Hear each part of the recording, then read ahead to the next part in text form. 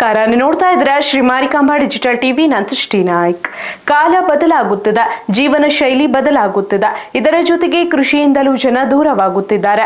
ಹಚ್ಚ ಹಸಿರಿನಿಂದ ಕಂಗೊಳಿಸುತ್ತಿದ್ದ ಗದ್ದೆಗಳು ಹಾಳು ಬೀಳುತ್ತಿವೆ. ಕೃಷಿ ಭೂಮಿ ಇದ್ದರೂ ಕೃಷಿ ಮಾಡುವವರ ಸಂಖ್ಯೆ ಕಡಿಮೆಯಾಗುತ್ತಿದೆ.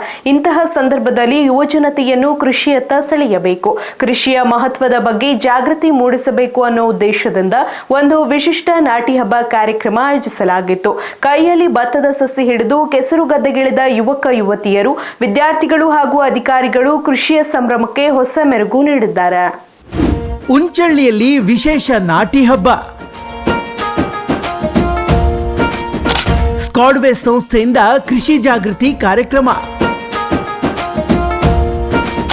ಕೈಯಲ್ಲಿ ಭತ್ತದ ಸಸಿ, ಕೆಸರು ಗದ್ದೆಗಿಳಿದ ಯುವ ಪಡೆ.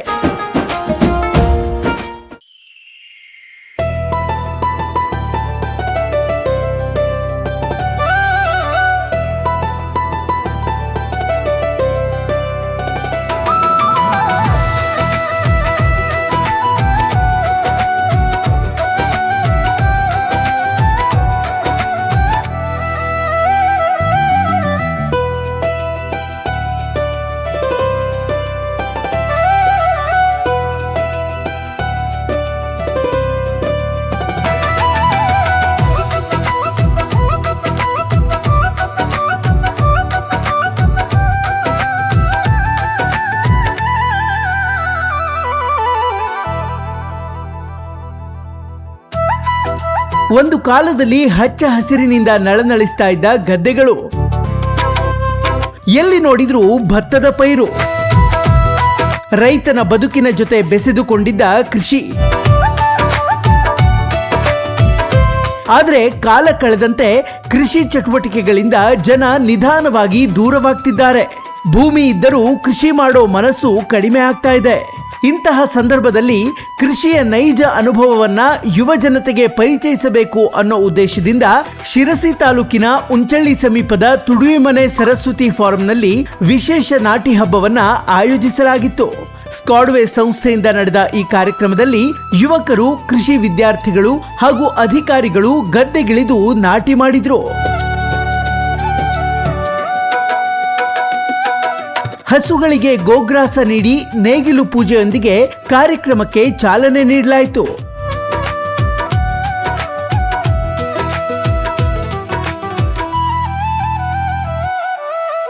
ಸುರಿತಾ ಇದ್ದ ಮಳೆಯನ್ನು ಲೆಕ್ಕಿಸದೆ ಯುವಕರು ನಾಟಿ ಕಾರ್ಯದಲ್ಲಿ ಭಾಗವಹಿಸಿದ್ದು ವಿಶೇಷವಾಗಿತ್ತು. ಇದರ ಜೊತೆಗೆ ದೇಸಿ ಭತ್ತದ ತಳಿಗಳ ಸಂರಕ್ಷಣೆ, ಸಾವಯವ ಕೃಷಿಯ ಅಗತ್ಯತೆ ಹಾಗೂ ಸಾಂಪ್ರದಾಯಿಕ ಕೃಷಿ ಪದ್ಧತಿಗಳ ಮಹತ್ವದ ಬಗ್ಗೆಯೂ ಜಾಗೃತಿ ಮೂಡಿಸಲಾಯಿತು.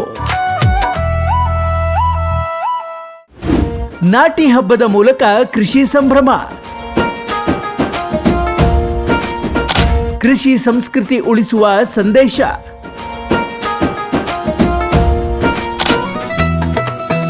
ಇನ್ನು ಇದು ಕೇವಲ ನಾಟಿ ಮಾಡುವ ಕಾರ್ಯಕ್ರಮವಾಗಿರಲಿಲ್ಲ. ಕೃಷಿಯನ್ನ ಹಬ್ಬದ ರೀತಿಯಲ್ಲಿ ಆಚರಿಸುವ ಮೂಲಕ ಯುವ ಜನತೆಗೆ ಕೃಷಿ ಬದುಕಿನ ಪರಿಚಯ ಮಾಡಿಸುವ ವಿಭಿನ್ನ ಪ್ರಯತ್ನವಾಗಿತ್ತು. ಕೆಸರು ಗದ್ದೆಗೆ ಇಳಿದ ಯುವಕರಿಗೆ ನಾಟಿಯ ಅನುಭವ ಸಿಕ್ಕಿತು. ರೈತನ ದಿನನಿತ್ಯದ ಶ್ರಮವನ್ನ ಹತ್ತಿರದಿಂದ ಅರಿಯುವ ಅವಕಾಶವೂ ದೊರೆಯಿತು.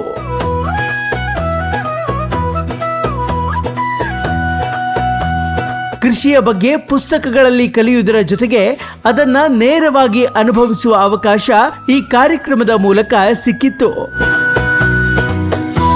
ಇದೇ ಉದ್ದೇಶದಿಂದ ಸ್ಕಾಡ್ವೇ ಸಂಸ್ಥೆ ಈ ವಿಶೇಷ ನಾಟಿ ಹಬ್ಬವನ್ನ ಆಯೋಜಿಸಿತ್ತು. ಇವತ್ತು ಪ್ರತಿ ವರ್ಷದ ಹಾಗೆ ಸ್ಕಾಡ್ವೇ ಸಂಸ್ಥೆಯಿಂದ 2026ನೇ ಸಾಲಿನ ನಾಟಿ ಹಬ್ಬವನ್ನು ವಿಜೃಂಭಣೆಯಿಂದ ನಾವು ಆಚರಿಸೋಣ ಮಾಡ್ತಾ ಇದ್ದೀವಿ. ವಿವಿಧ ಇಲಾಖೆಗಳು ಮತ್ತು ವಿಶ್ವವಿದ್ಯಾಲಯಗಳು, ಆಮೇಲೆ ಕೃಷಿ ವಿಜ್ಞಾನ ಕೇಂದ್ರ, ಅರಣ್ಯ ಇಲಾಖೆ ಮತ್ತು ಕೃಷಿ ಇಲಾಖೆ, ತೋಟಗಾರಿಕೆ ಇಲಾಖೆ, ಹೈನುಗಾರಿಕೆ ಇಲಾಖೆ, ವಿಶ್ವವಿದ್ಯಾಲಯಗಳು, ಆಮೇಲೆ ವಿವಿಧ ಸಂಘ ಸಂಸ್ಥೆಗಳು, ಲಯನ್ಸ್, ಇನ್ನರ್ವಿಲ್ ಸಂಸ್ಥೆಗಳ ಎಲ್ಲ ಪದಾಧಿಕಾರಿಗಳು, ಆಮೇಲೆ ಶಾಲಾ ವಿದ್ಯಾರ್ಥಿಗಳು, ನಮ್ಮ ಸಂಸ್ಥೆಯ ಸಹೋದ್ಯೋಗಿಗಳು ಎಲ್ಲರೂ ಕೂಡ ಇವತ್ತಿನ ಈ ನಾಟಿ ಹಬ್ಬದ ಸಂದರ್ಭದಲ್ಲಿ ಭಾಗವಹಿಸಿದ್ದಾರೆ. ರಾಜ್ಯ ಮಟ್ಟದ ಅಧಿಕಾರಿಗಳು ಮತ್ತು ಮಠಾಧೀಶ್ವರರು, ಆಮೇಲೆ ಬಯೋಡೈವರ್ಸಿಟಿ ಮಂಡಳಿಯ ಅಧ್ಯಕ್ಷರು ಎಲ್ಲರೂ ಕೂಡ ಇವತ್ತಿನ ಕಾರ್ಯಕ್ರಮದಲ್ಲಿ ಭಾಗವಹಿಸಿದ್ದಾರೆ. ಸುಮಾರು ಈ ಒಂದು ಸಂದರ್ಭದಲ್ಲಿ ಉತ್ತರ ಕನ್ನಡ ಜಿಲ್ಲೆಯಲ್ಲಿ ಅಳಿವಿನ ಅಂಚಿನಲ್ಲಿರುವಂಥ ಔಷಧಿ ಮೌಲ್ಯಗಳನ್ನು ಹೊಂದಿದಂಥ ಸುಮಾರು 38 ಜಾತಿಯ ಭತ್ತದ ತಳಿಗಳನ್ನು ಇವತ್ತು ಸಂರಕ್ಷಿಸುವಂಥ ಕೆಲಸ ಆಗ್ತಾ ಇದೆ. ಪ್ರತಿ ವರ್ಷವೂ ಕೂಡ ನಾವು ಈ ನಾಟಿ ಹಬ್ಬದ ಸಂದರ್ಭದಲ್ಲಿ ಎಲ್ಲರನ್ನೂ ಒಳಗೊಂಡು ಈ ಕಾರ್ಯಕ್ರಮವನ್ನು ಮಾಡೋದ್ರ ಮೂಲಕ ರೈತರಿಗೆ ನಶಿಸುತ್ತಿರುವ ಭತ್ತಗಳ ಬಗ್ಗೆ ಅರಿವನ್ನು ಮೂಡಿಸುವಂಥದ್ದು ಮತ್ತು ಸುಲಭವಾಗಿ ನೈಸರ್ಗಿಕವಾಗಿ ಕೃಷಿಯ ಮೂಲಕ ಮತ್ತು ಅಳಿವಿನಂಚಿನಲ್ಲಿರುವ ಭತ್ತಗಳನ್ನು ಸಂಗ್ರಹಿಸುವಂಥದ್ದು, ತನ್ನ ಮೂಲಕ ಉತ್ತಮ ಆಹಾರವನ್ನು ಸಮಾಜಕ್ಕೆ ನೀಡುವಂಥದ್ದು ಈ ಕಾರ್ಯಕ್ರಮದ ಉದ್ದೇಶ. ಇವತ್ತು ಎಲ್ಲರೂ ಕೂಡ ಸೈನಿಕರು ಭಾಗವಹಿಸಿದ್ದಾರೆ. ತಾವೆಲ್ಲ ನೋಡ್ತಾ ಇರ್ಬೋದು. ಬೇರೆ ಬೇರೆ ಅವರು ರೈತರು ಮತ್ತು ಸಂಘ ಸಂಸ್ಥೆ ಅಧಿಕಾರಿಗಳು ಎಲ್ಲರೂ ಕೂಡ ಸಂಘ ಸಂಸ್ಥೆಯ ಪದಾಧಿಕಾರಿಗಳು ಎಲ್ಲರೂ ಕೂಡ ಭಾಗವಹಿಸಿ ತುಂಬ ಸಂತೋಷದಿಂದ ಕೃಷಿಯನ್ನು ಮಾಡ್ತಾ ಇದ್ದಾರೆ. ನಮಗೆ ತಟ್ಟೆಗೆ ಬರುವಂಥ ಆಹಾರ ಅನ್ನ ಎಷ್ಟು ಶ್ರಮದ ಫಲವಾಗಿ ಬರ್ತದೆ ಅಂತ ಹೇಳೋದನ್ನು ತೋರಿಸೋದೇ ನಮ್ಮದು ಈ ಒಂದು ಕಾರ್ಯಕ್ರಮದ ಬಹಳ ಮುಖ್ಯ ಉದ್ದೇಶ. ಇವತ್ತು ನಮ್ಮ ಜಲಾನಯನ ಅಭಿವೃದ್ಧಿ ಇಲಾಖೆಯ ಕಮಿಷನರ್ ಆಗಿದ್ದಂಥ ವೆಂಕಟೇಶ್ ಸರ್ ಅವರು ಇವತ್ತು ಸಹಕಾರಿ ಇಲಾಖೆಯ ಪ್ರಬಂಧಕರಾಗಿದ್ದಾರೆ. ಜೊತೆಯಲ್ಲಿ ನಮ್ಮ ಸರ್ಕಾರದ ಯೋಜನೆ ಮತ್ತು ಸಾಂಖ್ಯಿಕ ಇಲಾಖೆಯ ಕಾರ್ಯದರ್ಶಿಗಳಾಗಿದ್ದಾರೆ. ಅವರು ಬೆಂಗಳೂರಿನಿಂದೆಲ್ಲ ಇವತ್ತು ಈ ಕಾರ್ಯಕ್ರಮದಲ್ಲಿ ಬಂದು ಭಾಗವಹಿಸ್ತಾ ಇರೋದು ನಮಗೆಲ್ಲ ಹೆಮ್ಮೆ. ಮಠಾಧೀಶರೆಲ್ಲ ಭಾಗವಹಿಸ್ತಿರೋದು ಹೆಮ್ಮೆ, ಸೈಂಟಿಸ್ಟ್ಗಳು ಭಾಗವಹಿಸ್ತಿರೋದು ಹೆಮ್ಮೆ. ಇದು ಇವತ್ತಿನ ದಿನಗಳಲ್ಲಿ ಇದೊಂದು ಸಂಭ್ರಮದ ಹಬ್ಬವಾಗಿ ನಾವು ಈ ನಾಟ್ಯ ಹಬ್ಬವನ್ನು ಆಚರಣೆ ಮಾಡ್ತಾ ಇದ್ದೇವೆ. ಯುವಕರ ಜೊತೆ ಕೈ ಜೋಡಿಸಿದ ಅಧಿಕಾರಿಗಳು.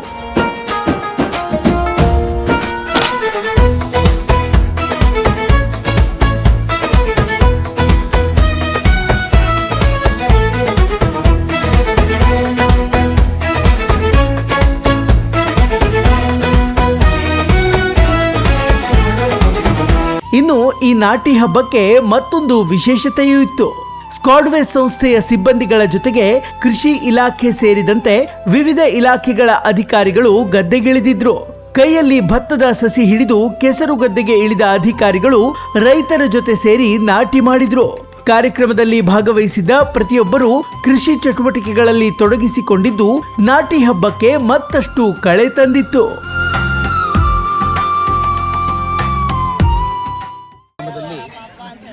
ಭತ್ತ ನಾಟಿ ಮಾಡುವಂತಹ ಒಂದು ಹಬ್ಬದ ವಾತಾವರಣ ನಿರ್ಮಾಣವಾಗಿರುವಂತಹ ಕಾರ್ಯಕ್ರಮವನ್ನು ಹಮ್ಮಿಕೊಳ್ಳಲಾಗಿದೆ.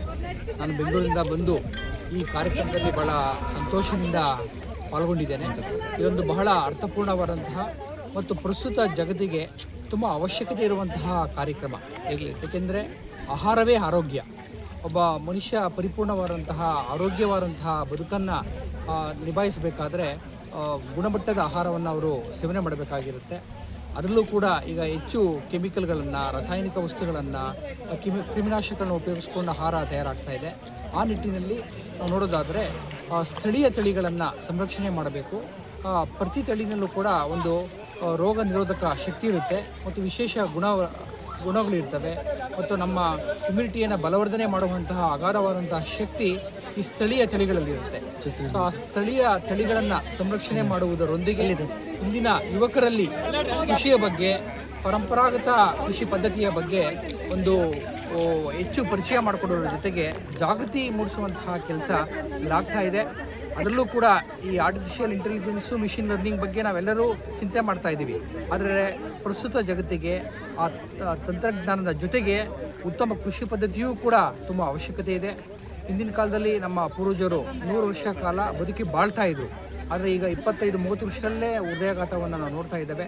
ಅವೆಲ್ಲ ನಿಯಂತ್ರಣ ಆಗಬೇಕು ಅಂದರೆ ನಮ್ಮ ಸ್ಥಳೀಯ ಪದ್ಧತಿಗಳನ್ನು, ನಮ್ಮ ಪರಂಪರಾಗತ ಪದ್ಧತಿಗಳನ್ನು ಉಳಿಸ್ಕೊಳ್ಬೇಕು, ಸಂರಕ್ಷಣೆ ಮಾಡಬೇಕು.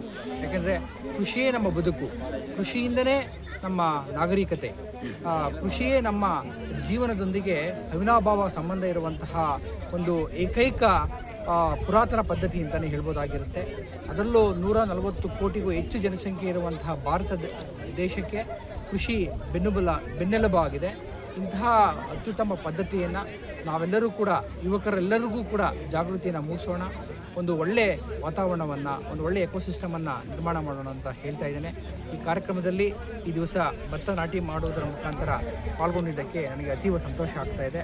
ಸ್ಕ್ವಾಡ್ವೇಸ್ ಸಂಸ್ಥೆಯವರಿಗೆ ನಾನು ತುಂಬ ಹೃದಯದ ಅಭಿನಂದನೆಯನ್ನು ಸಲ್ಲಿಸ್ತಾ ಇದ್ದೇನೆ. ನಮಸ್ಕಾರ. ರೈತನ ಶ್ರಮ ಅರಿಯಲು ವಿಶೇಷ ಪ್ರಯತ್ನ. ಕೆಸರು ಗದ್ದೆಯಲ್ಲಿ ನಾಟಿಯ ಅನುಭವ. ಇನ್ನು ಕೃಷಿ ವಿದ್ಯಾರ್ಥಿಗಳ ಪಾಲಿಗೂ ಈ ನಾಟಿ ಹಬ್ಬ ವಿಭಿನ್ನ ಅನುಭವ ನೀಡಿತ್ತು. ತರಗತಿಯಲ್ಲಿ ಕೃಷಿಯ ಬಗ್ಗೆ ಕಲಿತಾ ಇದ್ದ ವಿದ್ಯಾರ್ಥಿಗಳು ಇದೇ ಮೊದಲ ಬಾರಿಗೆ ನೇರವಾಗಿ ಗದ್ದೆಗಿಳಿದು ನಾಟಿ ಮಾಡಿದ್ರು. ಕೆಸರು ಗದ್ದೆಯಲ್ಲಿ ಕೆಲಸ ಮಾಡುವ ಮೂಲಕ ಕೃಷಿಯ ನೈಜತೆಯನ್ನ ಅರಿತುಕೊಂಡ್ರು.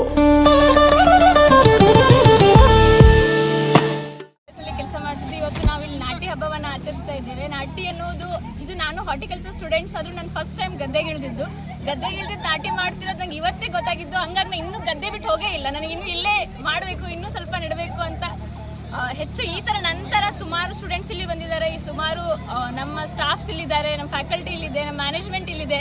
ಇದು ಒಂದು ಒಳ್ಳೆಯ ನಮಗೆ ಎಕ್ಸ್ಪೀರಿಯನ್ಸ್. ಮತ್ತು ಈ ಥರ ನಾವು ಗದ್ದೆಗೆ ಎಕ್ಸ್ಪೋಸ್ ಆಗಬೇಕು, ಮಣ್ಣು ನಮ್ಮ ಕಾಲಿಗೆ ತಾಗಬೇಕು. ಅದರಿಂದ ನಾವು ಇನ್ನೂ ನೈಸರ್ಗಿಕವಾಗಿ ಎಕ್ಸ್ಪೋಜರ್ ನಮಗೆ ಹೆಚ್ಚು ಸಿಗ್ತಾ ಇದೆ ಸ್ಕ್ವಾಡ್ವೇಸ್ನಲ್ಲಿ. ಒಟ್ಟಾರೆ ಬದಲಾಗ್ತಾ ಇರುವ ಆಧುನಿಕ ಜೀವನ ಶೈಲಿ ಮತ್ತು ತಂತ್ರಜ್ಞಾನದ ಓಟದಲ್ಲಿ ನಮ್ಮ ಮೂಲ ಕಸುಬಾದ ಕೃಷಿ ಇವತ್ತು ಮೂಲೆಗುಂಪಾಗ್ತಿದೆ. ಇಂತಹ ಸಂದರ್ಭದಲ್ಲಿ ಸ್ಕ್ವಾಡ್ವೇಸ್ ಸಂಸ್ಥೆ ಹಮ್ಮಿಕೊಂಡ ಈ ನಾಟಿ ಹಬ್ಬ ಕಾರ್ಯಕ್ರಮ ಯುವ ಜನತೆಯನ್ನ ಕೃಷಿಯತ್ತ ಸೆಳೆಯುವ ಜೊತೆಗೆ ಸಾಂಪ್ರದಾಯಿಕ ಪದ್ಧತಿಗಳನ್ನ ಮುಂದಿನ ಪೀಳಿಗೆಗೆ ಪರಿಚಯಿಸುವ ಪ್ರಯತ್ನವಾಗಿತ್ತು. ಪ್ರತಿಯೊಂದು ಹಳ್ಳಿಯಲ್ಲಿಯೂ ಇಂತಹ ಕಾರ್ಯಕ್ರಮಗಳು ನಡೆದಾಗ ಮಾತ್ರ ಕೃಷಿ ಸಂಸ್ಕೃತಿ ಮತ್ತಷ್ಟು ಜೀವಂತವಾಗಿರಲು ಸಾಧ್ಯ. Special desk Marikamba news.